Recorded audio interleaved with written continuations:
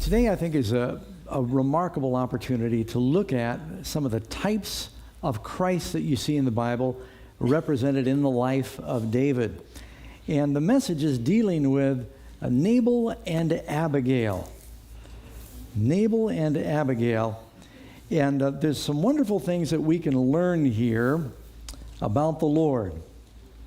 So if you go with me to 1 Samuel chapter 25, it says, Samuel died, and the Israelites gathered together and lamented him and buried him in his home at Ramah.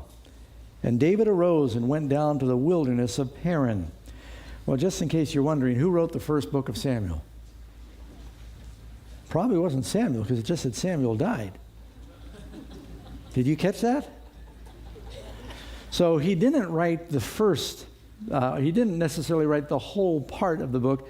It's believed that at least the last half and 2 Samuel were probably written by Nathan the prophet. You'll discover that as we get further along in our study of David. But how long was Samuel serving the Lord? You know, he may have lived to 90 years of age. Faithful prophet, a priest, the last of the judges. He's the one who transitioned from a people led by the judges. They rejected the Lord and said, we want a king like the other nations. And now the monarchies began. And Samuel lived through that whole transition. Samuel was the one. Everyone says they knew the word of God was in his mouth. He was the one that was somewhat holding Saul in check. And now with Samuel gone, David thought the restraining influence of that great prophet out of the way, Saul is not going to hold back trying to hunt me down. And David has already had a couple of opportunities to kill him. So he thought, I better get out of town. And so David goes a little further south. And I think we've got a map that we'll put up on the screen. So if you go north, you can see, remember, David was in the cave of Adullam. And now he's getting further and further south. This is still in the territory of Judea. The Philistines would be now closer to the ocean from where they are. We're going down to a region called Carmel. And there's 2 Carmels in the Bible. But if you go further south, you're getting into the region of the Ishmaelites, better known today as the Arabs. And you'll remember in the book of Judges that Gideon had a lot of problems with the people of the east. And so I wanted you to get a picture of that because they used to raid this territory. David is there with his men. He's got about 600 men now. And he's trying to get further deep as far as he could go into the land of Judea, away from the area of Benjamin where Saul was king. And the land of Israel back then was not like the land of Israel today. Today, it's largely a desert. It's a land of rocks. But back in the time of David, doesn't the Bible say it was a land flowing with milk and honey? It was a beautiful place. The climate has actually changed. Keep in mind that if you go to North Africa, you can find places in the Sahara Desert where they've got rhino bones and giraffe bones and petroglyphs that were drawn of the people that once lived there, of savanna and lakes, and now it's just sand. So the climates in the last few thousand years have changed. And it is actually true that when you cut down the trees in great numbers, it doesn't draw as much moisture in off the ocean, and it can actually change the climate and the storms and the rainfall. There was a king, he was actually a sultan, that had charge over the land of Israel, and he taxed the people in Israel based on how many trees they had on their land. Now, if you're going to pay tax on your trees, what do you do to your trees to lower your taxes? It was a really bad policy because for about 80 years, everybody just cut down their trees. And it kind of deforested the land of Israel. Now then, when the Romans conquered the land of Israel, back in about 70 AD, you know what the Roman pattern was? They would scatter salt on the land to keep things from growing. And so when the Jews rebelled, they brought vast amounts of salt, all the fertile fields. They'd sow them with salt, and that was like a scorch and burn policy to keep them from taking care of themselves. So the land today is a little different than the land was back in David's time. This was a beautiful pasture land. The name Carmel means fruitful place or park. Now, this is the different Carmel when Elijah has a showdown with the prophets of Baal on Mount Carmel. That's way up north. This is a Carmel that is mentioned by Joshua in the land or the territory of Judah. You read in Joshua chapter 15, I think it's like verse 55, you'll see where he's itemizing the different cities and towns that would belong to the tribe of Judah in the south. Carmel is mentioned. It's down in that region. Just didn't want you to get it mixed up with up north where Elijah was. And so he goes down there and he's in that haunt, and they're trying to just, live off the land and the goodness of others, but it's really tough when you are responsible to feed 600 men a day. That's a big job. And these are men that, it says they were in distress and they were in debt and they were unhappy and they'd run away, and so it's an interesting bunch. So David's got that full-time job. Now, so with that background, listen to what happens here in this story. So David goes south to the land of the wilderness of Paran, and there was a man in Maon whose business was in Carmel. They're right beside each side. Carmel is more of the fields. Maon was like the town. And the man was very rich. He had 3,000 sheep and 1,000 goats. Sounds like Abraham. And he was shearing his sheep in Carmel. That usually happened in June when it started to dry out and the sheep were getting hot from too much wool. Now, the Romans used to pluck the wool from the sheep, but the Jews would actually shear it. And it was also a time where they would slaughter, and it was a feast, and there were sacrifices. And the man's name was Nabal. And the name of his wife was Abigail. And this is unusual because they almost never mention the name of the wife unless she factors into the story somehow. She was a woman of good understanding and a beautiful appearance. But the man was harsh and evil in his doings. Have you ever heard opposites attract? He was of the house of Caleb, so he had a good lineage. Caleb was a great man. The word Caleb means bold, but the word Nabal means fool. Abigail means praise of the father. You kind of knew Abba means papa or father, and Gail means the praise or the exaltation of the father, the rejoicing of the father. So David heard that they were doing the sheep shearing, and this was a time of generosity, of festivities, and he's in the wilderness, that Nabal was shearing his sheep. David sent 10 young men, and David said to the young men, "Go up to Carmel, go to Nabal, and greet him in my name." And so he sends a delegation in his name. Before we go any farther, this is a unique story that tells us something about the plan of salvation. There are some stories that just really you see the plan of salvation in here. But here you've got David, who is a type of who?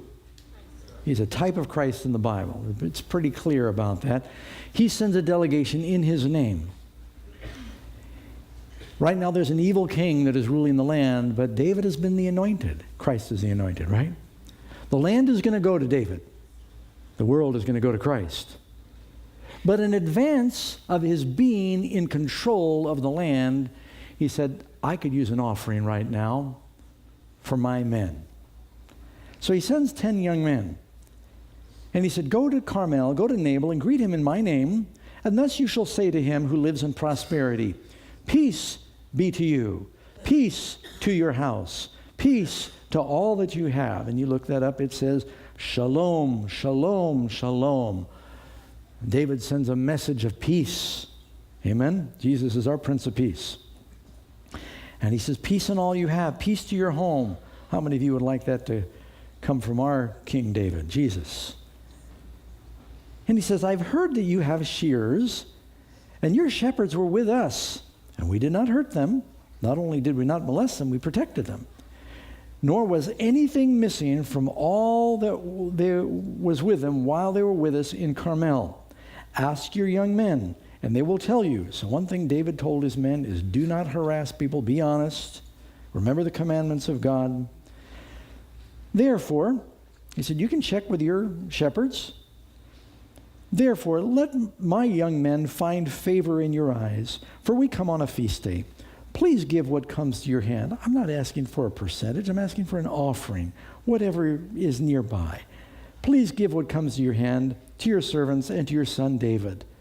It's a very nice message. So David's servants, he sends 10 young men. They've got their donkeys probably. And, if somebody says, could I have a donation? You bring 10 donkeys. You're not expecting a little donation, because you got 600 soldiers. And he was hoping, could you help us out? It's a feast day. You're being generous. We've protected everything you had from the Ishmaelites that were raiding the country and from the Philistines.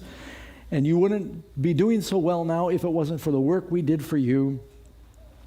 I know when I traveled in foreign countries, it's not uncommon in the Philippines and in Indonesia, different places. If you're looking for a parking place, there'll be these people that kind of are shepherds of the parking places. And they'll see that you're looking for a parking place, they'll go over here. And then they'll wade you in, they'll back you in, they'll guide you, and they'll tap your car and say you're okay. Then when you come get your car, you give them a tip because they watch your car. And they take care of it for you. Now, you don't have to give them a tip. But it's a good idea if you want your car protected, because they'll make a note of your car if you ever come back. And so it's just customary. How many of you have seen this? You go to this, and you say, oh, thank you very much for keeping an eye on things. They appreciate it, and it's an opportunity for you as a Christian to do good to somebody. And so he said, look, we've taken care of your stuff. And so Nabal listens, and he's scowling. He's a covetous man. And they spoke to him, just what David gives him a message. They are heralds, messengers for David. Nabal answered David's servants, and he says, listen to this harsh answer. Who is David? And who is the son of Jesse? Now, did he know who David was? The very fact that he says, who is the son of Jesse? The messengers didn't mention Jesse. He knew David was the son of Jesse. Anyone as wealthy and connected as Nabal, they all knew what was going on with Saul and David, and that there was this contest about who was going to be the next king. But his answer is like the answer of Pharaoh. When Moses said, let my people go, Pharaoh says, who is the Lord? You know what that means? I don't believe in the Lord. He's saying, I don't recognize you. And then he goes further. I mean, he could have said, it's a little tight. Don't have enough for just my servants. If he had said that, it would have been okay. But he reviles, he rebukes. And then he goes on and says, there are many servants nowadays who break away each one from his master. There are a lot of runaway slaves these days. David used to be Saul's servant. What happened? You're a runaway. And all those guys who were following you, they were in debt, couldn't pay their servants, ran away. Runaway slaves. You want me to feed a bunch of runaway slaves? I got to feed my slaves that stay with me. I mean, it's really insulting. It's degrading what he's saying. I just want you to understand that in the terms of the day, it was pretty low. And he says, shall I take, notice, he says, shall I take my bread, my water, then my meat, see, they also have sacrifices, that I've killed for my shearers and give it to men, but I don't know where they have come from. He says, I 3 times and my 4 times. This is a selfish dude. It makes me think about that passage where the devil says, I will exalt my throne above. I will be king. I will be like the Most High. I. So Nabal is my. Very selfish. So David's young men, when they heard that, they turned on their heels. You ever heard that expression before? This is where it comes from. Any of you ever in the military? And the military is very efficient. And so if you're going to change directions in the military, you do about face. And you put your toe down there. You go like that. I sort of remember. It's not near as good as it used to be. But 5 years old, I was in military school. Turning on your heels. It doesn't mean you go, well, or we'll see you later. It means you go, I'm out of here. And you leave right away. They were insulted. They snapped around and they said, whoa. They didn't even try to reason with him. They could have said, well, now, can we talk to you about that? And we, check with your... They said, wow, that answer is so abrupt and so rude. There is no reasoning with this guy. He has totally rejected our kind request for a donation. That's all they're asking for. His young men turned on their heels, and the other servants are watching, because when these 10 guys come marching into a camp of a man who's got 3,000 sheep, 1,000 goats, it's 4,000. He's got a lot of shepherds, a lot of shears, a lot of servants. They see this delegation come in. People were listening. The steward was probably standing there listening, which is a good thing. They turned on their heels, and the expression on their face was one of indignation and outrage. And on the way back to David, they were not happy. They were hungry too. Then they come back, and David's men turned on the heels. They came and told all these words. And David said to his men, every man gird on his sword. So every man girded on his sword. Now wait a second, this is not the same David. You notice we've been reading a lot about David. David hasn't lost his temper. Only time David got mad is at Goliath up until now. Isn't that right? Now something's come over David. Last week we talked about vengeance and mercy. Saul was completely obsessed with vengeance, David with mercy. But now David is saying, I'm going to avenge myself. That's no way to talk to anybody. And he wasn't only going to go after Nabal, he was going to go after everybody in his house. And he says, gird on your sword. 400 men went with David. 200 stayed with the supplies. 400 was probably more than enough to dispatch Nabal's household. And one of the young men told Abigail, maybe one of the servants or the stewards of Nabal who had heard this whole exchange, while his servants go back, one of the servants of Nabal goes to Abigail. He says, I can reason with her, saying, look, David sent messengers from the wilderness to greet our master, and he reviled them. But the men were very good to us. Now remember, who does David represent? Christ. And his men, his servants, his angels. Very good to us.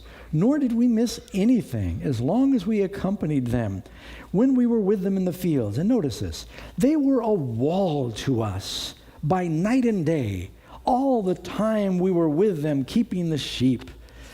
You remember when Jesus appears, shepherds are keeping their sheep.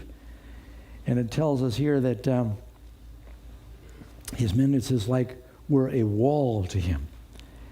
You can read in 1 Samuel 25:16. It says, they were a wall to us by night and day. Do you know, if you read in Psalms 34:7, the angel of the Lord encamps all around those who fear him and delivers them. Does the Lord give us walls to protect and bless? What was Satan's accusation against God regarding Job? You've set a wall about him. That's what the hedge means. You protect him, and you're protecting all that he has. David was a wall around Nabal and Abigail and their household, protecting everything. But did they appreciate, did Nabal appreciate the blessings of David? And when the time came to show that appreciation, he sent them away empty. We would never do that. You see where I'm going with this? This is not a story about just David and Nabal and Abigail. It's a story about the gospel and us. And he gives a harsh answer. He says, who is the Lord? You know, it's interesting. The Bible says the fool has said in his heart, there is no God. And you know what the word Nabal means? I told you, remember? Fool. Who is David? It's like people say, who is Jesus? I don't know Jesus. Is it Jesus? No, I don't know Jesus anything. And so now this servant of Nabal is telling Abigail, these men were very good to us. They didn't harass us. Nothing was ever missing from the tent. We slept well at night. They protected us from the Amalekites and the Ishmaelites and the Philistines, and you wouldn't have had all this blessing if it wasn't for those men. You remember what happened with Keilah? The Philistines were raiding the people, and David came and delivered them. They're saying, he's delivered us. And so they're giving this message. Zechariah 2:5, for I say, says the Lord, I will be a wall of fire around her, and I will be the glory in her midst. When the Egyptians wanted to destroy the children of Israel, God brought the pillar of fire as a wall to protect them. So David was a wall. And so now David is upset, and he gets upset. He said, enough is enough. I've been the nice guy with Saul, but this is too much. And I guess he was worried about his men. They were hungry. And they'd done all this work, and they thought they should be paid. Now, James 1:9 says, so then, my beloved, Let every man be swift to hear, slow to speak, and slow to wrath. This is one time when David, it's not the best portrait of David when he's starting out losing his temper. And so his men are all armed for war now. And the servants of Nabal are saying they were very good to us. They were walled day and night while we were with them keeping the sheep. And the servant goes on verse 17. I'm in 1 Samuel 25:17. Now therefore know and consider what you will do. You better do something. For harm is determined against our master. He saw their faces when they left. He saw how they turned on their heels. And against all his household. For he, now listen, this is really unusual for the servant to talk to Abigail the way he does about their master. But I guess Nabal was so notorious that he could speak freely. For he is such a scoundrel. Sometimes you've heard the word sons of Belial, or a worthless one. He is such a scoundrel that one cannot speak to him. You cannot reason with him. Then Abigail made haste. She thought, oh no, got to do something. She made haste. She realized not just her life, but the life of the household was at risk. And she took 200 loaves of bread, 2 skins of wine, 5 sheep already dressed, 5 seahs of roasted grain. These are sacks of grain ready to eat. 100 clusters of raisins, 200 cakes of figs. They used to make these delicious cakes of figs because they got so much sugar that they stick together, and they put some flour in, and they last a long time. And loaded them on donkeys, probably 10 donkeys, just like they had come down with. But you have to admire. I really appreciate all those that help in the kitchen. And the women have in particular, I know some of the men help a lot in the kitchen, but women have a special gift. You ever notice unexpected company comes, and they can rustle around, they put water in the soup, they do something, all of a sudden there's food appears out of nowhere. Abigail's got to cater for an army or die. And she puts together a feast quickly. She gets all these things. She starts ordering servants. They're running, and who knows where Nabal is. He doesn't know what's going on. And they make haste. And she says to her servants, verse 19, go on before me. See, I'm coming after you. She sends the gifts on before. Now, that's not the first time that's happened in the Bible. When the Queen of Sheba came, you know how she sent gifts because she was going to have this audience. How many of you remember when Jacob was coming back from living in Mesopotamia that Esau got word and he was coming with 400 soldiers? And they were going to annihilate his family because Esau had probably been fuming for 20 years now about what Jacob had done in stealing the birthright. And he's thinking, you're coming back to take the birthright. You're coming back to take those possessions that are mine. Jacob knew what his brother was thinking. They were twins. So he gets all of this great gift together, and he sends it ahead of the family.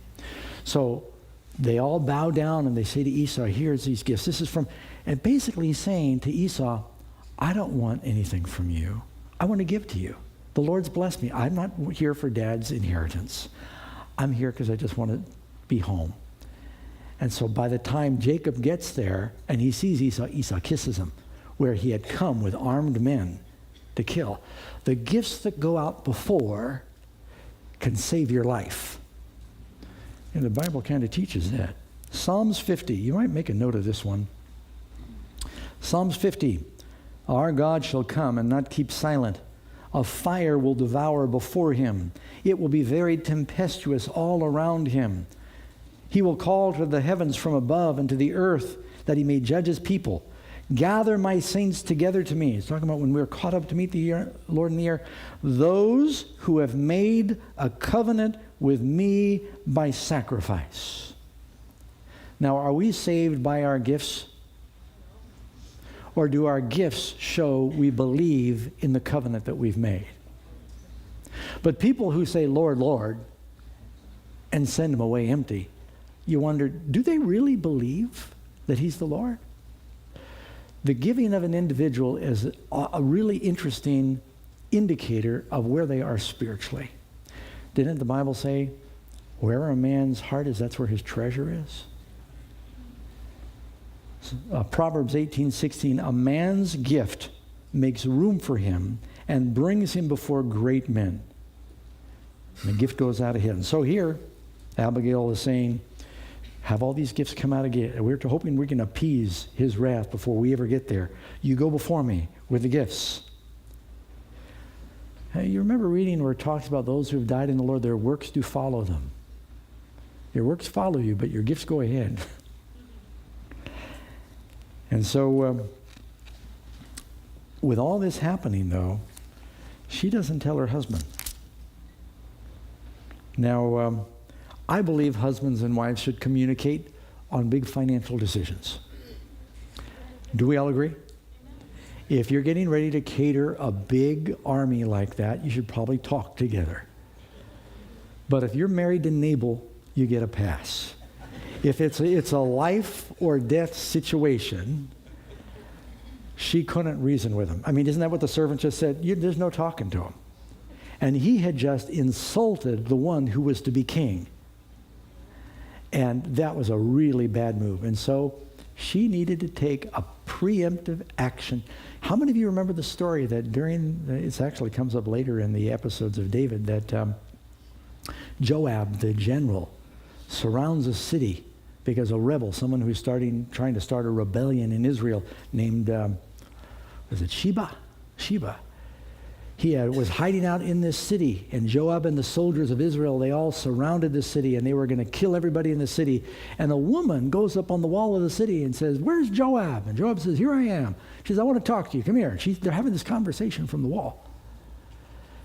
And she said, "I'm a mother in Israel. You're getting ready to kill us all for this one rebel." And they talk together, and they finally come to agreement. He says, "Look, we don't want to do that. We don't want to hurt anybody in the city, but there's someone who's rose up against David that you're protecting in the city." She said, "Let me go talk to the people. I'll be back." She talks to him. She comes back. She said, "We're going to toss his head over the wall." Now, I'm not recommending that we solve our problems that way, but I'm just telling you that it was a woman. It was a woman that came out and interceded that brought peace. Now, what does a woman represent in Bible analogies often? So who is it that brings peace? The house of Nabal is doomed. Judgment is coming. Abigail goes forward, and she begins to become the agent of peace in this. So it was that she rode on her donkey. She went down under cover of a hill. They may have been tracking where David's servants had gone, and they're going down through the hill because he was living off in the wilderness. And wouldn't you know, there were David and his men coming down towards her. There's this clearing, and all of a sudden, these two come together, and he's not sure who this is yet. And she dismounts. And David is thinking to himself, when he meets Abigail, the thoughts that are going through his head, you find in verse 21, he said, "Surely in vain I protected all that this fellow has in the wilderness, so that nothing was missed of all that belongs." He's reciting over and over in his mind the right that he's got to kill this man.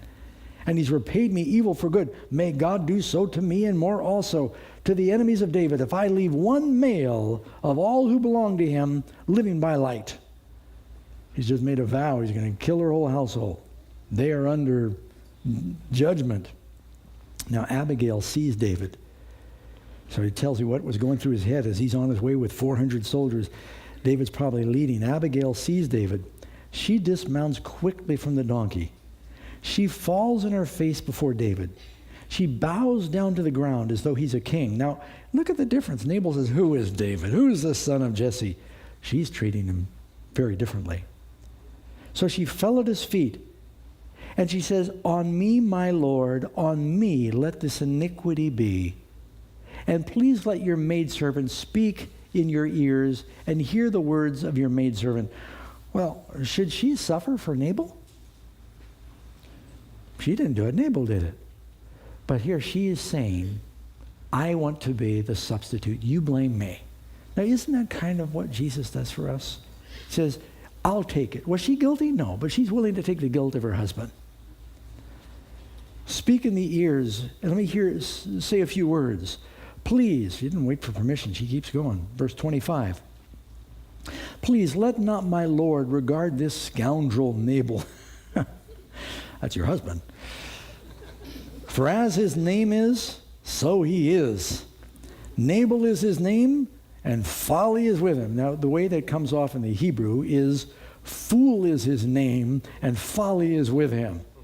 He's doing just as his name indicates. But I, your maidservant, did not see the young man. Be patient. We didn't know that you came. Don't take it out on the whole household. He is an ornery person. And we're more reasonable. We didn't know you had come. We didn't know. Now therefore, my Lord, as the Lord lives, and as your soul lives, since the Lord has held you back from coming to bloodshed, I found you before you've gone to bloodshed. She knew what was going on. And from avenging yourself with your own hand. Now, we studied last week how wonderful it was that David had read the words of Moses that said, vengeance is the Lord's, I will repay. And David could have said when messengers came back from Nabal being insulted, well, God will put this in your hands. You'll take care of it. That would have been the right response. But I think the Lord allowed all this to happen the way it did, not only to teach David a lesson, but to teach you and I a gospel story. Because Jesus is coming with judgment. And intercession is needed. And so here she is. She's a very intelligent woman. As a matter of fact, I'll put to you that I think she fills the role of a prophet here. You see what you think. I think Abigail was not only beautiful and bright, I think the words she speaks here are certainly prophetic. And now, this present which your maidservant has brought to my Lord, I'm in verse 27, let it be given to the young men that follow my Lord. She doesn't say given to you, because there's no present. You're a king. It's not even worthy of you, but the men are hungry. Let me give it to them. Please forgive. She comes asking for forgiveness and saying, let the fault be on me. Please forgive the trespass. You notice what's happening here? This is Abigail interceding. What is part of the work of the church? Well, the work of Jesus is to be an intercessor. Are we a nation of kings and priests in the church? And didn't Jesus say, as the Father sent me, so send I you? Is the Christian life one where you're just praying for yourself, or are you interceding in behalf of others too? Jesus ever lives to make intercession for us. Here she is interceding. She is what you call here a mediator. Nabal was wrong. He was vile. He was wicked. He was mean. David is now coming with judgment. There's this conflict. And she puts herself between these two men where there's going to be a bloodbath, and she stops it from happening. Kind of like Pocahontas saved John Smith. Any of you know your American history, you know what I'm talking about. And she puts herself between this conflict. But isn't that what the church is supposed to do? Isn't the world lost under sin? Isn't Jesus the Son of David coming? Doesn't the Revelation talk about the wrath of the Lamb? Here you see a picture, one of the few times you see the wrath of David. And he's coming with his sword girded. And there's going to be blood. And all of a sudden she stops. She comes between, in the middle, between where David dwells and where Nabal dwells. There she is, pleading. And she said, forgive the trespass of your maidservant. It wasn't her fault, but she's taking the place. For the Lord will certainly make for my Lord an enduring house. Won't the house of Jesus endure? Because my Lord fights the battles of the Lord, and evil is not found in you throughout your days. Now, do you see, that's not just talking about David. Who is it that was sinless? No evil found in him. It's Jesus. Yet a man has risen to pursue you and to seek your life. Saul was like filling the role of the devil. David was not recognized as king. But, and this is a beautiful statement, but the life of my Lord will be bound in the bundle of the living with the Lord your God, and with the lives of your enemies he will sling out as from the pocket of a sling. Now, she's picking the right metaphors for David, isn't she?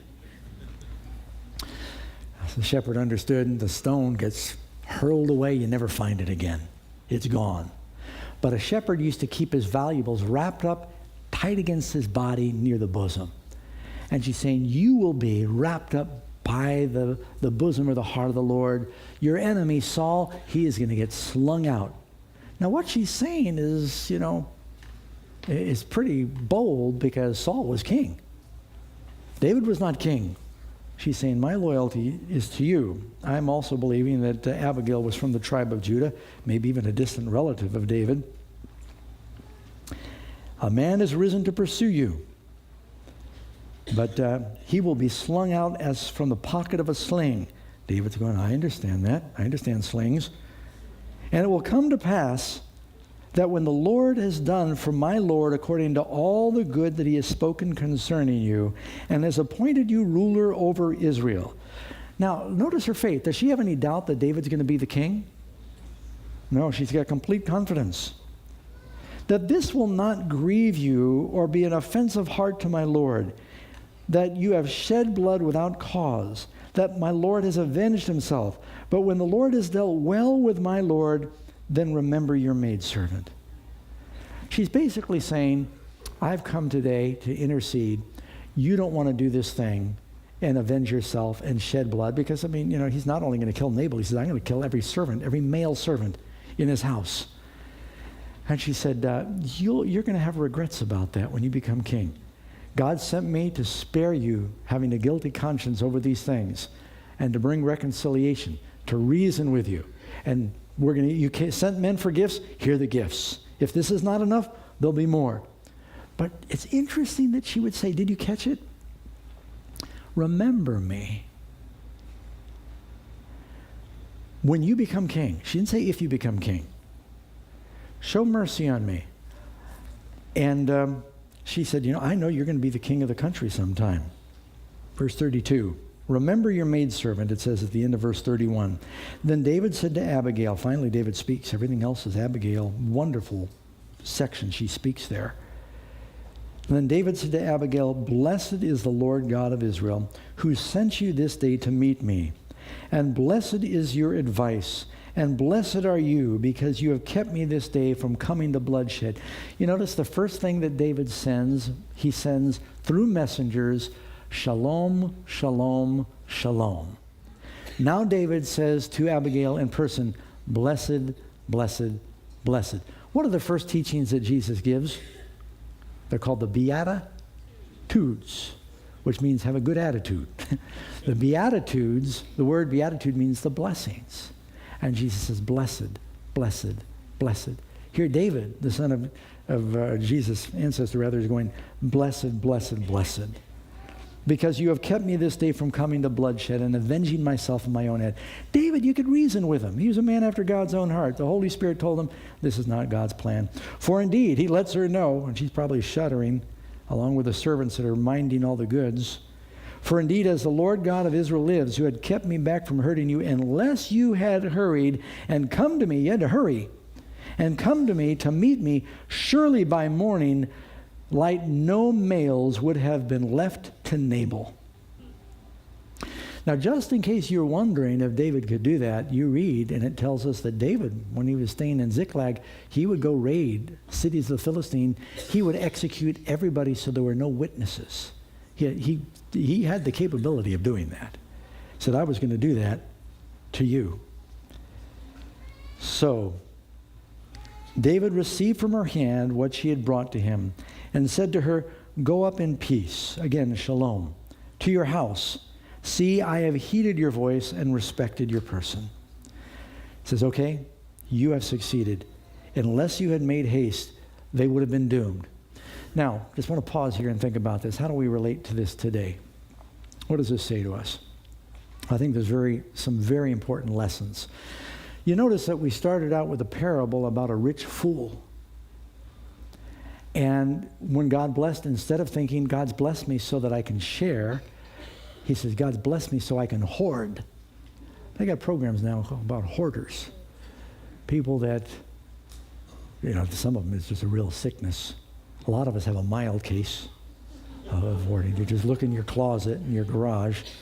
Karen and I thought we were doing okay until we moved, and then you thought, well, I've been keeping this for 20 years. Never used it. But God doesn't bless us so that we can hoard. God blesses us so that we can be a blessing to others. And he blessed this rich man. And instead of him thinking, oh, I can give more, he thinks, I can hoard more. He says, I'll build bigger barns, and I can not have to worry. And I'll say, you can retire early. Make my first million by 35. Eat, drink, and be merry. And then God says, you fool. This day is your soul required of you. And then whose will those things be that you've laid up? Now, you haven't found out about Nabal yet, what's going to happen to him. I suspect you've already read the story. But here David sends messengers and says, we are fighting God's battles. Could you help subsidize my army?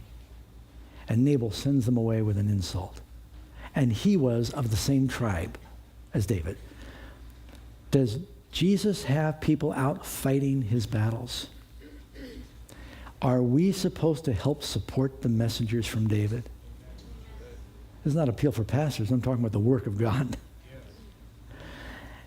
And David is going to come someday, and there's going to be judgment. Now, he's going to come, he's going to bring early judgment on Nabal's household, except she comes to intercede. So we know who David represents, Christ. Who does Abigail represent? Beautiful woman, very wise. She's a type of the church. What are we supposed to do? We're to be praying to Christ for mercy for the lost that don't know any better. They act like fools because the fool does not know about God. And we are to be pleading for their salvation. And the gifts that she brings to David are saving Nabal's household. When we give to the work of Christ, it's to save the lost, isn't it? Not just to save ourselves. And so this is all the story of salvation. Just here inserted, it says Samuel dies, and then David goes back to his other exploits, but this interesting story is dropped in here. And so, reading on, David received from her hand the gift she had brought, said, go in peace. Now Abigail went to Nabal, verse 36, and he was holding the feast in his house like the feast of a king. And Nabal's heart was merry within him, for he was very drunk. The only time that the wicked are happy is when they're drunk. They have nothing else to be happy about. He is participating in what you call a fool's feast. You can read in Proverbs 31:6. It says, give wine to him that is ready to perish. Nabal didn't know it, but he was ready to perish. He's drinking himself drunk. So in the morning, when the wine had gone from him, he begins to sober up. After that required 8 hours go by and his alcohol blood level dropped. His wife told him these things, that his heart died with him. He was not only a fool, he was a coward. And he realized how close he had come to death's door. His heart died within him, and he became like a stone. And I looked at all the commentators. It doesn't mean that he became a stone like, some fable. It means that he probably had a stroke from fear and gluttony and drinking, and which lingered for several days. He became like a stone. Then it happened after about 10 days, the Lord struck Nabal and he died. It's interesting. David sends 10 donkeys. Nabal dies after 10 days, and he had probably broken all 10 commandments during his feast. And so there was that judgment. So David heard, you notice how the story begins. David heard that Nabal was shearing. Here it says David heard that Nabal was dead. Does David know what's going on in Nabal's family? Does Jesus hear what's happening down here? Does he hear what's happening down here? Yeah. You spell that two different ways. And so when David heard that Nabal was dead, he said, blessed be the Lord, who has pleaded the cause of my reproach. Instead of all those innocent people dying because they were part of his household, God took care of Nabal. Doesn't God say, vengeance is mine? Let me take care of it in my time. And blessed be the Lord, who has pleaded the cause of my reproach from the hand of Nabal, and has kept his servant from evil. For the Lord has returned the wickedness of Nabal on his own head. And I don't know how much time went by. There might have been, the customary 30 days of mourning. But not long after this, it says, and David sent and proposed to Abigail to take her as his wife. I think when David heard Abigail, now you've got to know the background to this. While David is living out in the hills running from King Saul, remember Saul had given his daughter Michal to David. And Michal helped David escape. But Saul is really worried that David's going to be king. And if he's married to the king's daughter, that gives him one more right to the throne. And so Saul did something pretty despicable. Saul told Michal, I am divorcing you from David. He's a fugitive, and he gave Michal to someone else to marry. Because he didn't want David to have any connection to the throne. So David at this point is wifeless. When he sees Abigail, a beautiful woman, bright woman, spirit-filled woman, he was very struck. And I'm not saying he was coveting his neighbor's wife, but he made a mental note. That is a very, very good-looking, a very bright woman. And this is very important that you think of this, because there's another time in David's life he sees someone else's wife, and he doesn't have so much restraint. This time he restrains himself. He could have seen Abigail that day when she brought her gifts and said, wow, I'm going to go kill Nabal and take you. Not forget about the gifts and the intercession, but David said, all right, I'm going to listen to you. I'm going to accept the intercession. I'm going to let Nabal live. He could have killed Nabal and just taken his wife. But David put it all in God's hands, and he presents a proposal. Now, Abigail doesn't have to say yes. He sends servants, and David has sent us. We've come in the name of David to ask you to be his wife. What's going to happen to the church? Is there going to be a wedding? Is the bride of Christ going to live in the New Jerusalem? That's why it's called the bride of Christ. She arose and she bowed her face to the earth and she said, here is your maidservant, a servant to wash the feet of the servants of my Lord. You know, that's another reason I think she's a beautiful type of the church. Didn't Jesus say to the church, I've come to you as one that serves. You need to serve each other. She says, I have come, I'm willing to wash it. She is a very wealthy woman. She's a very humble woman. And the church is very wealthy too, isn't it? We inherit everything from Christ. It says, and David took her. Now, you know, she's wealthy because it says in verse 42, so Abigail rose in haste. she's in haste again. She's haste to come to David earlier to save the father. Now David proposes. She comes in haste. And she rose in, she has 5 maidens. You realize when Jacob marries Rachel and Leah, they each have 1 maiden, Bilhah and Zilpah. She is so wealthy, she's got 5 maidens that follow her. But she says, I'll wash the feet. I am your servant. What a humble attitude. And she became David's wife. It ends with a beautiful story of a marriage. And so I just thought that this is really telling us about the plan of salvation. Our David is coming. Now, you know what this means? Evidently, Abigail and Nabal had no children. David does have children with Abigail. By the way, in case you're wondering, some of David's kids ended up badly. Abigail's kids were not among them. The offspring of Abigail, she raised them to serve the Lord. They were godly. They coexisted with Solomon, and they did fine. She was a good mother, too. She had no children with Nabal, which means not only did David end up getting Abigail, he got everything that belonged to Nabal. And this was an important story in the Bible because David now goes from, through the inheritance he gets through marrying Abigail. How wealthy was Nabal? He was the richest man in the country. David now is moving closer to being a king because he suddenly, for the first time in years, has substance at his disposal through his marriage to Abigail.